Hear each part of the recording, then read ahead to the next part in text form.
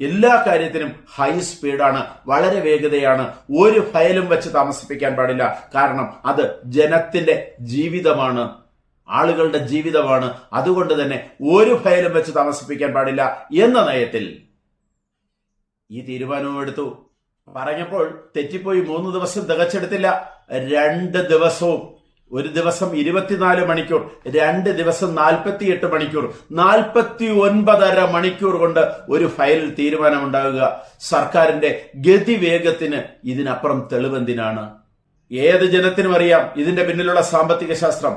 884 ബാറുകൾ, ഇവരിൽ നിന്ന് കിട്ടുന്ന ഫണ്ടുകൾ വഴിച്ചു നക്കുകയാണ്, വടിച്ചു നക്കുകയാണ്.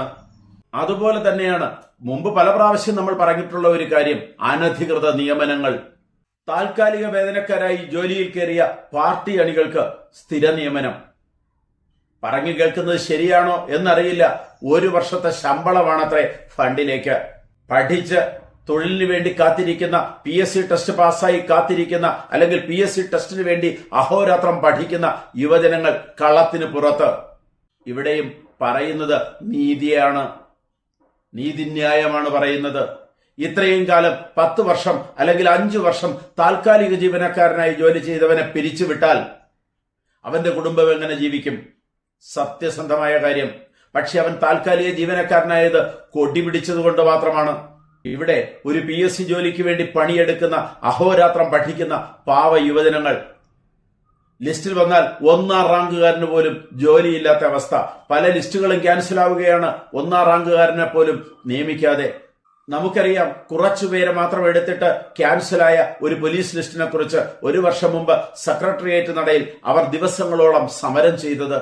തിരിഞ്ഞു നോക്കാൻ ഒരു കനിവുണ്ടാവാൻ സർക്കാരിന് കഴിഞ്ഞില്ല. പക്ഷേ ഇവിടെയും വളരെ വേഗത്തിൽ, വളരെ വേഗത്തിൽ ഫയലുകൾ നീങ്ങുന്നു, മന്ത്രിമാരുടെ അടുത്തെത്തുന്നു, തിരിച്ചെത്തുന്നു, നിയമനം ഉടൻ സാധൂകരിക്കപ്പെടുന്നു. അവർ സ്ഥിര നിയമനക്കാരായി മാറുന്നു. ഫയലിന് വല്ലാത്ത വേഗം, വളരെ വേഗത്തിൽ സർക്കാർ തീരുമാനമെടുക്കുന്നു. സുപ്രീം കോടതി വിധി വന്നാൽ നടപ്പിലാക്കാതെ എന്ത് ചെയ്യും? നടപ്പിലാക്കണം എന്ന് വാശിയുള്ളതാണ് സർക്കാർ. നമ്മളത് ശബരിമല സ്ത്രീ പ്രവേശനത്തിൽ കണ്ടതാണ്. പക്ഷേ സുപ്രീം കോടതി വിധിയെ മറികടന്നുകൊണ്ട് കേട്ടിട്ടില്ലാത്തവർക്ക് നിയമന അംഗീകാരം കൊടുക്കാൻ സർക്കാർ തയ്യാറായിരിക്കുന്നു. അത് യുവജനങ്ങളോടുള്ള കരുതലല്ല, വോട്ടിനോടുള്ള കരുതലാണ്. 2025 സെപ്റ്റംബർ 1 കോടതി വിധിയുണ്ടായത്. ഈ കോടതി വിധിയെ മറികടന്നുകൊണ്ട് തീർച്ചയായും സർക്കാർ ഇതാ നിയമനങ്ങൾ അംഗീകരിക്കാൻ പോവുകയാണ്. വോട്ട് വഴിച്ചു നക്കൽ.